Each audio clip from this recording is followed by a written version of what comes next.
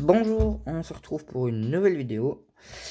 Dans cette vidéo, je vais vous apprendre non pas un tour de magie en lui-même, mais une technique qui est plutôt jolie à réaliser et puis qui donne envie au spectateur. Vous venez avec cette technique-là et puis le spectateur vous dit oui, il a quand même un bon niveau alors que c'est plutôt simple à faire. Moi, je sais que j'ai des mains plutôt assez grosses pour les cartes, mais ça va être accessible pour les personnes avec des mains plus petites. Donc pour la simple démonstration, le tour est de faire ça. Voilà. On peut refaire. Hein. Ok. Voilà. Il y a quelques cartes qui sont parties pour un coup.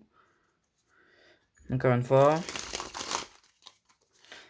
Ou par exemple, pour faire choix, pour piocher une carte, vous dites de mettre le doigt. Admettons qu'il mette le doigt ici. Et puis admettons que son doigt il se mette ici. Et puis que ça. Comme ça, le spectateur choisit une carte. Donc pour ce faire, ça va être très simple.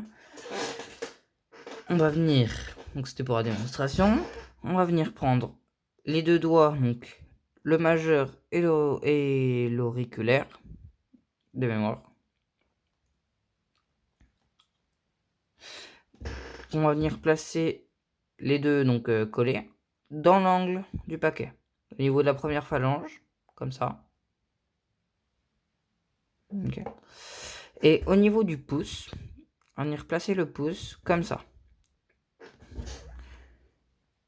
Donc l'angle du paquet va venir se poser ici, et le pouce va s'appuyer sur tout le paquet.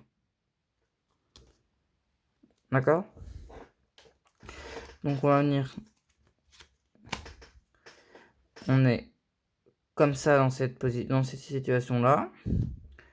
Et sur le bas, on est comme ça. Donc on vient mettre une pression, comme vous pouvez voir. Les cartes, elles se bombent un peu. Avec le pouce, ces deux doigts-là, ils bougent pas. Le mieux, c'est de les avoir collés. Parce que si vous les avez comme ça, les cartes, ça va être plus compliqué de les faire partir. Donc, les avoir collés. Quasiment collés. Mais du moins pas les avoir ici, parce que ici, vous n'y arriverez jamais. Donc ici, le petit doigt et l'index sont sont pas utiles pour cette technique. Et donc du coup, vous allez venir bomber le pouce. Et au fur et à mesure, regardez bien mon pouce ici. Vous allez venir lâcher la pression du pouce. Ok? Après, c'est de l'entraînement pour le faire de plus en plus long. D'accord?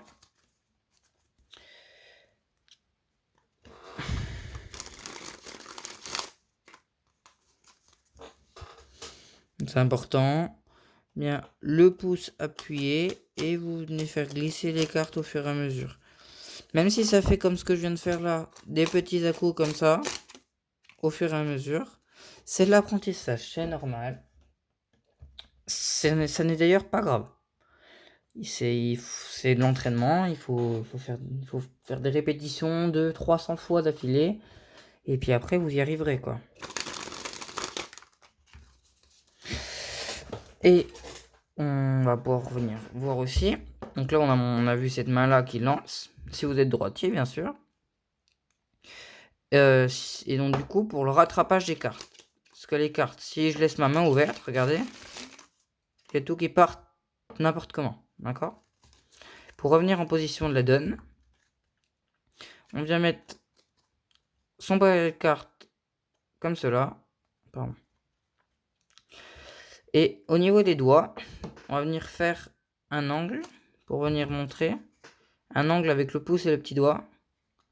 Qui va venir faire que ces cartes-là, elles vont glisser, ces doigts, les cartes vont glisser sur ces doigts-là. Elles vont s'appuyer ici et ici. Vous voyez?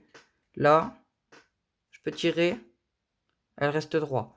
Le principe, c'est bien sûr que ça soit naturel, mais tout de même, que les cartes, pas comme ça justement, excusez-moi. Vous voyez? Là, elles se sont toutes tenues ici. Elles vont pas plus loin qu'ici. Et elles sont retenues avec ces doigts-là. Pour ça qu'il faut d'ailleurs pas venir droit, mais à peine les faire tomber à peine comme ça, pour éviter qu'elles glissent par au-dessus. En fait, après, vous êtes directement en position de la donne, prêt pour venir recouper. Ok. Donc j'espère que cette troisième vidéo vous aura plu. Et puis n'hésitez pas à regarder mes autres différentes vidéos. Merci bien.